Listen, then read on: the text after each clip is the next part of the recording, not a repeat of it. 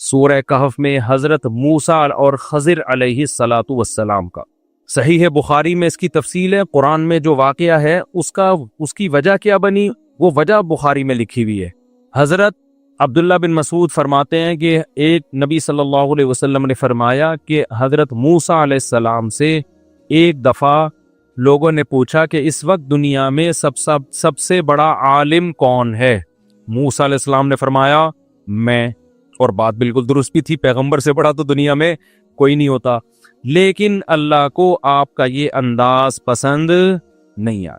ہر صحیح بات کہنے کی نہیں ہوتی، تواضع بہت بڑی چیز ہے۔ آج کل یہ تواضع مارکیٹ میں شارٹ، بس میں سب سے بڑا ہوں باقی سارے، حالانکہ آپ سب سے چھوٹے ہوتے ہیں، وہ بھی ایسا وہ بھی ایسا، وہ جو کیڑے نکالتے رہتے ہیں نا بیٹھ کے، وہ بھی غلط وہ بھی غلط وہ بھی غلط، مجھ سے اللہ کام لے رہا ہے، اس کا مطلب آپ سے تو کام لے ہی نہیں رہا۔ تو موسیٰ کلیم اللہ اتنے بڑے، ان کی زبان سے یہ نکل گیا سب سے بڑا عالم کون ہے؟ میں۔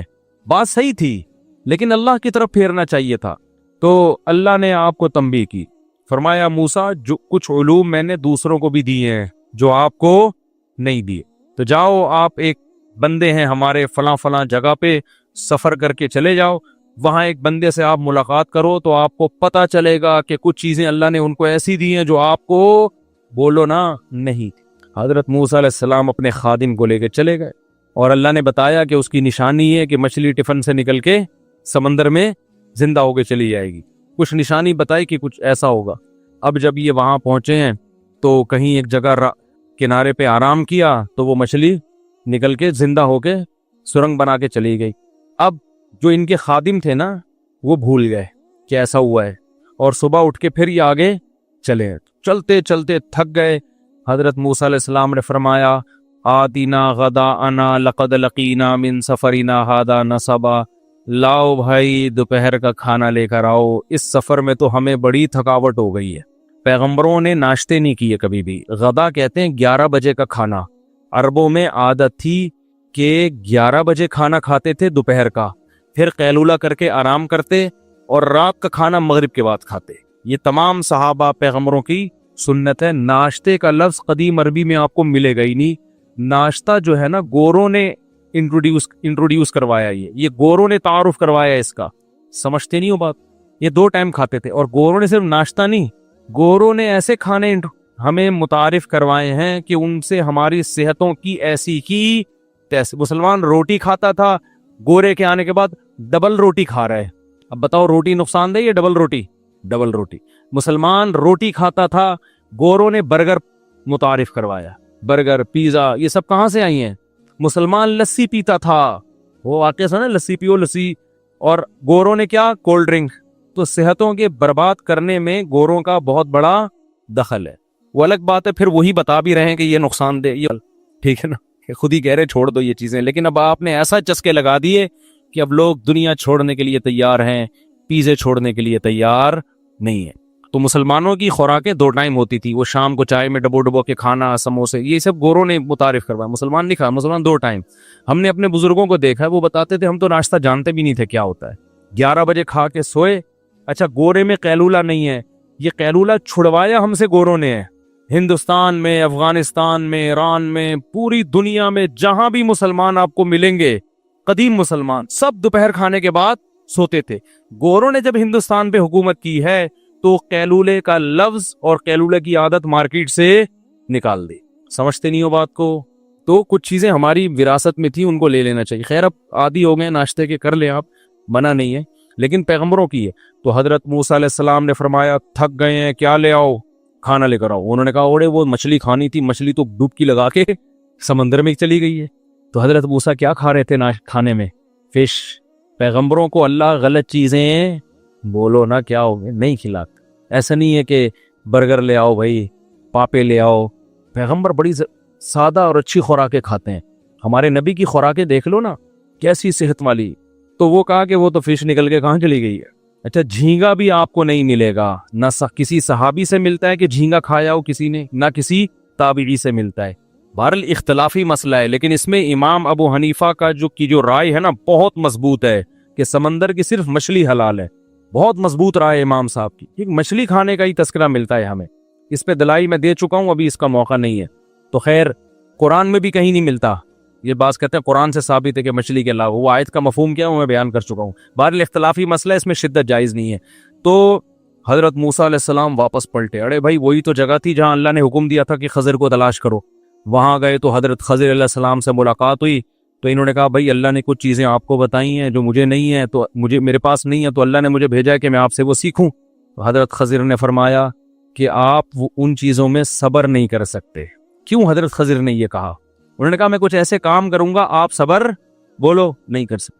حضرت خضر کو پتا تھا یہ ان کے پاس شریعت کا علم ہے اور یہ کوئی بھی غلط کام دیکھ کر برداشت بولو نہیں کریں گے، اور ان کے لیے یہی ہے، جو علماء ہوتے ہیں، جو واعظین ہوتے ہیں، جو امت کے خیر خواہ ہوتے ہیں، وہ غلط کام دیکھ کر برداشت نہیں کرتے۔ تو آپ نہیں صبر کر سکتے۔ انہوں نے کہا ستجدنی انشاءاللہ صابرا، اللہ نے چاہا تو آپ مجھے صبر کرنے والا پاؤ گے۔ تو انہوں نے کہا ٹھیک ہے میرے ساتھ چلو، لیکن شرط یہ ہے کہ میرے کسی کام پہ آپ نے اعتراض نہیں کرنا، کیونکہ اللہ نے آپ کو میرے پاس بھیجا ہے نا، تو میں جو کچھ کروں گا اللہ کے حکم سے کروں گا، آپ نے اعتراض نہیں کرنا ہے۔ کہا چلو بھائی چلتے ہیں سر۔ تو سمندر میں بیٹھے، کشتی میں بیٹھے، غریب آدمی کی کشتی تھی، کنارے پہ اترنے سے پہلے حضرت خضر نے اس کشتی کو توڑ دیا، پھٹا نکال دیا اس۔ حضرت موسیٰ علیہ السلام نے فرمایا اخرقتھا لتغرقھا، پبلک ساری ابھی ڈوب کے ہلاک ہو جاتی، بڑی مشکل سے بچے ہیں۔ لقد جئت شیئا امرا، سمجھ میں آنے والی بات، یعنی کیا کر رہے ہیں آپ یہ؟ حضرت خضر نے فرمایا کہ الم اقل انک لن تستطیع معی صبرا، میں نے کہا نہیں تھا کہ آپ صبر نہیں کر سکتے۔ حضرت موسیٰ کو ایک دم یاد آیا، انہوں نے فرمایا کہ لا تؤاخذنی بما نسیت، بھائی اگر میں بھولے سے کوئی غلطی کر رہا ہوں تو اس پہ آپ مجھے مت پکڑیں۔ انہوں نے کہا چلو ٹھیک ہے، اب آرام سے چل رہے ہیں۔ آگے گئے، ایک لڑکا آ رہا تھا، حضرت خضر نے پکڑ کے اس کو مار دیا، یا تو گردن اڑا دی اس کی، یا کس طریقے سے قتل کر دیا اس۔ حضرت موسیٰ نے فوراً فرمایا اقتلت نفسا زکیۃ بغیر نفس، اس نوجوان نے کسی کو قتل بھی نہیں کیا اور بلا وجہ ایک معصوم جان کو آپ نے قتل کر دیا۔ لقد جئت شیئا نکرا، یہ بھی کام اچھا نہیں ہے۔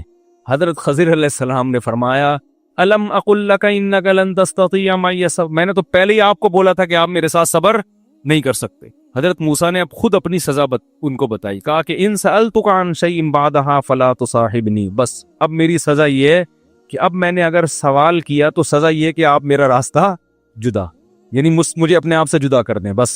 اب آگے گئے ہیں، حتی اذا اتیا اہل قریۃ استطعما، ایک بستی میں گئے مسافر بن کے، ان لوگوں سے بولا بھائی ہم مسافر ہیں، تھوڑا سا ہمارا انتظام کر لیں کوئی کھانے پینے کا، تو انہوں نے کہا نہیں، وہ بڑے کنجوس قسم کے لوگ، مسافروں کا خیال بھی نہیں کر رہے۔ تو حضرت خضر نے دیکھا بستی والوں کی ایک دیوار تھی، گرنے لگی تھی نا، نقصان ہو جاتا، تو انہوں نے اس کو سیدھا کر دیا۔ تو حضرت موسیٰ نے فرمایا ہم مسافر ہیں، ویسے ہی بھوک لگ رہی ہے، اور یہ کمبخت ایک نمبر کے کنجوس لوگ، تو اگر آپ نے ریپیئرنگ کا کام کرنا تھا لو شئت لاتخذت علیہ اجرا، تو ان سے کچھ پیسے ہی لے لیتے اس کے بدلے میں، کہ بھئی میں دیوار ریپیئر کر کے دوں گا لیکن کچھ ہمیں کیا دے دو، پیسے دے دو، تاکہ ہم کچھ کھا پی تو لیں، بھوک سے حالت ہماری خراب ہو رہی ہے۔ حضرت خضر نے فرمایا ھذا فراق بینی و بینک، اب میرا اور آپ کا راستہ کیا ہو گیا، جدا۔ جب نبی صلی اللہ علیہ وسلم نے یہ واقعہ سنایا، بخاری میں حدیث ہے، آپ نے فرمایا کہ اللہ موسیٰ پہ رحم کرے، اگر صبر کر دیتے تو کچھ اور بھی چیزیں ہمارے سامنے آ جاتی اور کچھ واقعات آ جاتے۔ پھر حضرت خضر نے ان تینوں کی حکمتیں بیان کی کہ جو کشتی تھی یہ غریب آدمی کی ہے، جو سمندر میں بیچارے اجرت پہ مسافروں کو دائیں بائیں کرتے ہیں۔ آگے ایک بادشاہ ہے، وہ کشتی کو غصب کر لیتا ہے ظالم، تو وہ عیب دار کشتی کو غصب نہیں کرتا، تو میں نے یہ کشتی اس لیے توڑی ہے کہ وہ عیب دار دیکھ کر اس کشتی کو واپس کر دے گا۔ اور وہ جو لڑکا ہے، یہ لڑکا جب بڑا ہوتا تو اپنے والدین کا سخت نافرمان بنتا، جبکہ والدین ان کے نیک اور صالح ہیں، پرہیزگار ہیں، تو اللہ نے ارادہ کیا کہ اس بچے کو موت دے کر اس کے بدلے میں ان والدین کو دوسرا بچہ دیں، اور وہ بچہ ان کی آنکھوں کی ٹھنڈک بنے گا۔ ماں باپ تو سمجھ رہے ہیں ہمارا بچہ مر گیا، لیکن میں نے قتل اس لیے کیا اللہ کے حکم سے کہ اس کا نعم البدل اللہ ان کے اگر یہ زندہ رہے گا تو والدین کو بہت ستائے گا۔ اور رہا وہ جو بستی کا مسئلہ، دیوار کا، بستی میں اس دیوار کے نیچے خزانہ ہے، اور وہ خزانہ یتیم بچوں کا ہے، اور ان یتیم بچوں کا باپ بہت نیک آدمی، وَكَانَ أَبُوهُمَا صَالِحًا، ان کا باپ کیا ہے، وہ کیا ہے، وَأَمَّا الْجِدَارُ فَكَانَ لِغُلَامَيْنِ يَتِيمَيْنِ، دو لڑکے ہیں یتیم، ان کا والد نیک آدمی ہے، تو اللہ نے مجھے حکم دیا ہے کہ بھئی یہ خزانہ گر گیا تو یہ کنجوس قوم جو ہمیں فری میں کھانا کھلانے کے لیے تیار نہیں ہے، یہ تو سارے خزانے لوٹ لے گی. تو اللہ یہ چاہتے ہیں فاراد ربک ان یبلغا اشدہما، رب یہ چاہتا ہے کہ یہ جوانی کی دہلیز پہ پہنچے، ان کو پھر اطلاع ملے اور یہ خود اپنا خزانہ نکالیں. اب یہ بچے ان کے خزانے پہ قبضہ ہو جائے گا. ذالک تاویل ما لم تستطع علیہ صبرا، اے موسیٰ یہ ان واقعات کی حکمت ہے جن پر آپ صبر نہیں کر سکے. اس واقعے سے اسباق کیا ملتے ہیں؟ اس سے پتہ چلتا ہے، اچھا دیکھو حضرت خضر کے پاس نہ علم غیب تھا اور نہ کوئی طاقتیں، اللہ نے بتا دیا کہ ایسا کریں اور اس میں حکمت یہ ہے. تو اس سے پتہ چلتا ہے. اور حضرت خضر کا مقام حضرت موسیٰ سے زیادہ نہیں ہے. سمجھتے ہو کہ نہیں سمجھتے؟ یہ ایسا ہی ہے جیسے اللہ بعض دفعہ فرشتوں سے کام لیتے ہیں تو بعض دفعہ انسانوں سے بھی کام لے لیتے ہیں. کام کرنے والا اللہ ہوتا ہے. فرشتے کی مثال ایسے ہوتی ہے جیسے کاتب کے ہاتھ میں قلم کاتب کی مرضی کے بغیر دائیں بائیں نہیں ہوتا، لہذا لکھنے کی نسبت قلم کی طرف نہیں ہوتی، رائٹر کی طرف ہوتی ہے. تو اسی طرح کہتے ہیں ان چیزوں کو کہتے ہیں تکوینی امور. اس کائنات کو جب اللہ چلاتے ہیں نا تو کچھ تکوینی امور ہوتے ہیں، کچھ ایسے کام ہوتے ہیں جن کا شریعت سے تعلق نہیں ہے بلکہ ان کا اللہ کی حکمت اور مصلحت سے تعلق. تو یہ کام اللہ فرشتوں سے بھی لیتے ہیں، ان کو اختیارات نہیں دیتے. اسی طرح بعض دفعہ اللہ بعض انسانوں سے بھی لیتے ہیں مگر اختیارات ان انسانوں کے پاس نہیں ہوتے، لہذا وہ کام ان انسانوں سے مانگنا جائز نہیں ہے. جیسے ہم فرشتوں سے نہیں مانگتے نا، کیونکہ ہمیں پتہ ہے بارش فرشتہ تھوڑی دے گا، بارش کون دے گا؟ اللہ. ہاں وہ فرشتوں کے ذریعے دے دے. حضرت مریم کو جو بیٹا ملا اس میں جبریل کی قدرت نہیں ہے، قدرت کس کی ہے؟ اللہ کی. تو جبریل تو ایک ذریعہ بنے ہیں، اسی وجہ سے جبریل سے کبھی بھی اولاد نہیں مانگی جاتی. یہ شرک ہے. اب کوئی کہے جبریل آپ نے مریم کو شوہر کے بغیر بیٹا دے دیا تو مجھے بھی، میری تو بیوی بھی ہے، ہم دونوں صحت بھی ہیں، رپورٹیں بھی بالکل کلیئر آ رہی ہیں، سب کوئی بیماری بھی نہیں ہے، تو اے جبریل آپ ہمیں بیٹا دے دیں. تو یہ کیا ہو جائے گا؟ کفر، یہ شرک، کیونکہ جبریل کو بیٹا دینے کا اختیار نہیں ہے.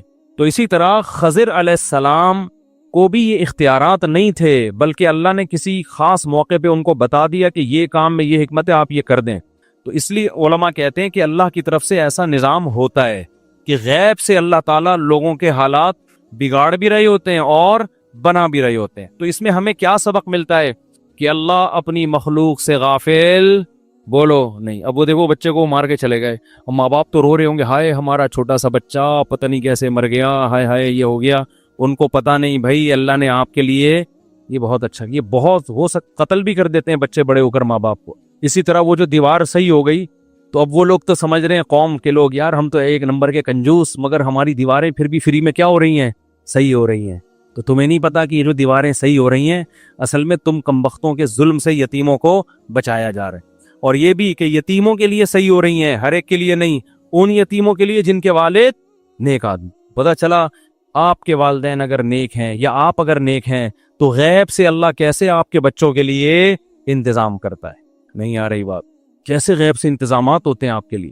تو تقوی للہیت اپنے اندر پیدا کرنی چاہیے. اللہ کسی کو بھی خضر بنا کے بھیج سکتا ہے، خضر کو نہ بھی بھیجے. خضر علیہ السلام تو انتقال ہو گیا، بہت سے کہتے ہیں زندہ ہے، واللہ عالم. ہمارے پاس کوئی ان کی زندگی کی کوئی دلیل نہیں ہے. بعض لوگ کہتے ہیں ہماری ملاقات ہوئی ہے تو پھر ان سے آپ پوچھ لیں جا کے. میری تو اب تک ایسی کوئی ملاقات ہو نہیں سکی. حضرت عیسیٰ کی حیات پر تو دلائل قائم ہے، حضرت خضر کی حیات پر کوئی قرآن و سنت میں کوئی دلیل نہیں ہے. تو اللہ کیسے غیب سے کیا کرتے ہیں؟ انتظام. کیسے اللہ تعالیٰ نے غیب سے انتظامات کیے ان کی نیکی کی وجہ سے. جانور کے لیے تو چیلنج ہی نہیں، اس کو فطرت کو ڈیفائن کرنے کی ضرورت ہی نہیں ہے، اس کو سیدھا راستہ جاننے کی ضرورت ہی نہیں ہے. اللہ اس کو پیدا کر کے دھکا دے کے اس کو صحیح ٹریک پہ چلا دیتا ہے. جس نے لاہور جانا ہے اللہ اس کو لاہور کی ٹرین میں بٹھا دیتا ہے، جس نے خانیوال جانا ہے اس کو خانیوال کی ٹرین میں اللہ بٹھا دیتا ہے، جس نے پشاور جانا ہے اللہ اس کو پشاور کی ٹرین میں بٹھا دیتا ہے. اس کو ضرورت ہی نہیں ہے کہ میرا ٹریک صحیح ہے کہ نہیں ہے. جو اس کی منزل ہے فطرت، اللہ اس کو دھکا دے کے اس پہ چلا دیتا ہے. اب جیسے شیر سے بات آئی تھی کہ وہ ہم سے مشورے لے کے کھاتا تو گوشت کے ساتھ تھوڑے سے فائبر ملا کے کھا رہا ہوتا، ہاضمہ اس سے کیا ہوتا ہے، یا کولڈ ڈرنک پی رہا ہوتا ہضم کرنے کے لیے. تو اللہ نے اس کو چلا دیا اس کی لائن پہ. وہ آپ چڑیا گھر میں بھی لاؤ گے نا، وہ نہیں مانتا اس چڑیا گھر کے پروٹوکول کو، زو کے پروٹوکول کو وہ نہیں مانتا. وہ کہتا ہے مجھے ویسا ہی پہاڑ چاہیے، مجھے ویسا ہی کچا گوشت چاہیے، ہڈی توڑ کے کھاؤں گا میں. یہ کیا کباب اور کوفتے بنا کے میرے سامنے تم لوگوں نے پیش کر دیا، مجھے یہ بالکل بھی پسند نہیں ہے. शेर के पिंजरे में आप शेर छोड़ दें, पूरी जिंदगी गुजर जाएगी, वो उससे अपनी जिनसी ख्वाहिश पूरी नहीं करेगा। आप उसको लॉ ला के दिखाएं, यूके में नेशनलिटी मिल जाएगी भाई तुम्हें, समझ रहे हो? कोई उसके कोई दलील कारगर नहीं होगी। वो ये नहीं कहेगा कि मुझे चूंकि फीमेल नहीं मिल रही तो मेरे भी जज्बात हैं, चलो वसीम सही, फिर शेरों में भी तो वसीम सत्तार होते हैं ना, चलो सत्तार भाई, चलो गफूर भाई, चलो जी ये। ना ना ना ना, उसकी नेचर उसकी तरफ माइल बोलो नहीं हो, गंदगी है ये, वो नहीं मानेगा इसको। तो जानवर, बच्चा बकरी का पैदा होते ही कहां दूध की तरफ लपकता है। आप उसके सामने गोश्त डालोगे, कभी भी उसको मुंह मारने की कोशिश नहीं करेगा वो। लेकिन इंसान का जो मसला है ना मेरे भाई, सारा मसला इंसानों का है। इंसान के सामने दो बड़े चैलेंज हैं। एक, फितरत की डेफिनेशन क्या है, नंबर 2, उस पे चलना कैसे है। ये जो कुरान कहता है ना, कुरान का जो इंट्रोडक्शन अल्लाह ने